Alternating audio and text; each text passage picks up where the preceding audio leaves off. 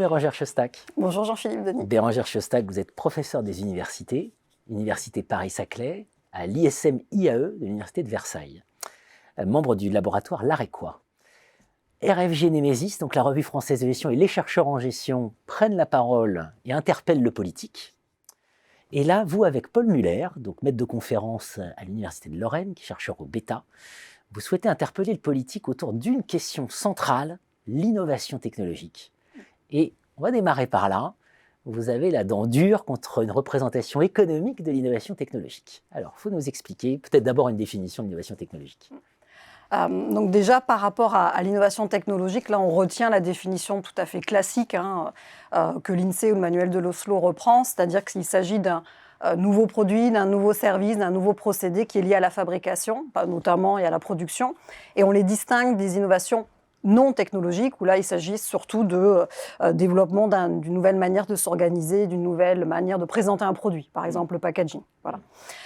Et effectivement, avec mon collègue Paul Muller, on aimerait mettre au débat le fait qu'on a une vision souvent qui est liée à l'économie de marché quasi exclusivement quand on parle de l'innovation technologique. Alors avec une évidence aussi de dire que face aux mutations technologiques auxquelles on fait face, que ce soit l'intelligence artificielle, le digital dans tout son ensemble, on constate bien qu'il y a des vrais débouchés, ne serait-ce que professionnels pour les étudiants, mais de création de valeur, de création d'emplois, etc. Et ce qu'on constate, c'est que ça change complètement notre rapport au réel, tout cela. Et il nous semble vraiment important de s'interroger sur ce rapport, sur l'impact que ça a sur les personnes, et en particulier aussi de nous interroger sur ce que Sylvain Tesson dit dans une très belle conférence, qu'il nous faut réécrire le poème initial, c'est-à-dire qu'il nous faut peut-être réinventer une manière de voir les choses. Et ça nous paraît d'autant plus important que lorsqu'on écoute les discours politiques, les discours publics, quand on parle de l'innovation technologique, souvent elle est perçue uniquement sous cet angle-là, c'est-à-dire création de valeur, avantage concurrentiel, en stratégie on connaît bien ça. Appropriation de valeur. Voilà. Et c'est assez déconnecté quelque part à ce que l'on peut voir dans une certaine mesure, parce qu'on constate souvent que, par exemple, les innovations technologiques ne sont pas forcément motivés par un désir de création absolument de valeur. Et si on prend l'exemple notamment, vous savez, le masque, par exemple, de plongée sous-marine qui a été complètement revu lors de la crise de la Covid, et qu'il y a des médecins, des ingénieurs, des designers qui ont commencé à réinventer, en tout cas à modifier ce produit, c'est pour sauver des gens. Exactement, c'est pour sauver des gens.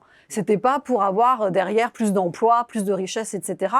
Et cette innovation-là, on va pas la voir apparaître concrètement, parce qu'elle n'est pas motivée par quelque chose qui était de la création économique, avec un indicateur économique à la fin.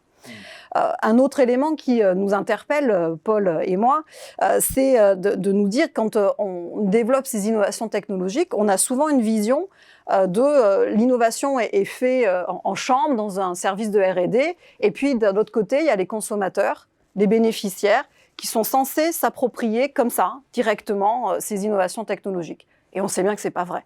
On sait très bien qu'en plus, il y a des entreprises qui l'ont quand même compris ce point, et qui vont beaucoup plus associer les consommateurs, les gens qui vont bénéficier de cette innovation. Et si on ne fait pas ça, en plus, les gens ne comprennent pas, en plus concrètement, ce sur quoi on est en train d'innover. Et comme la nature a horreur du vide, on sait bien que les gens, quand ils comprennent pas, ils inventent. Et on peut prendre un exemple assez marquant, c'est quand on voit par exemple le développement du vaccin avec l'ARN messager, on n'a pas tous compris, alors on n'est pas nous-mêmes docteurs en médecine, c'est pas notre métier, mais comme on ne comprend pas et que beaucoup de gens n'ont pas compris, eh bien qu'est-ce qui s'est passé? Ils ont inventé, et d'où après un terreau fertile pour les théories du complot. Et donc il y a une nécessité évidente d'associer, d'articuler de manière beaucoup plus fine ces innovations technologiques et les gens qui vont en bénéficier. Puis il y a un troisième point qui, à notre avis, est aussi important, qui nous pousse à nous dire qu'il faut dépasser cette vision qu'on a jusqu'à présent de l'innovation technologique. C'est qu'il y a de très très belles innovations technologiques qui sont fondées sur le digital, par exemple les réseaux sociaux, si on prend que celui-là, qui ont un vrai impact positif dans l'absolu, mais ça peut être aussi dévoyé, c'est-à-dire qu'il y a eu des impacts très négatifs sur la société et qui peuvent mettre à mal, on va dire même nos démocraties. Si on se souvient de certains scandales de manipulation électorale, de réseaux qui ont d'une manipulation de ces réseaux, hein.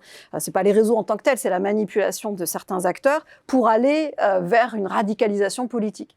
Et à notre sens, c'est aussi lié au fait qu'il y a une vision qui est vraiment focalisée sur les indicateurs économiques et financiers de l'innovation technologique et qui ne dépasse pas cette vision-là. Et à ce niveau-là, on s'interroge sur est-ce qu'il n'y a pas nécessité aujourd'hui de changer de paradigme et de se dire on ne peut pas se contenter de cette vision-là de l'innovation technologique et qu'il nous faut aller vers une vision, alors c'est ce que l'on défend, une vision qui est plus sociale et démocratique des innovations technologiques. Sortir d'une représentation économique de l'innovation technologique pour comprendre ce que l'innovation technologique fait aux humains et aux sociétés. Oui. Voilà, on va voir ensemble comment justement ce nouveau paradigme que vous proposez peut permettre de repenser la question. Merci Bérangère Chestac. Merci Jean-Philippe Denis.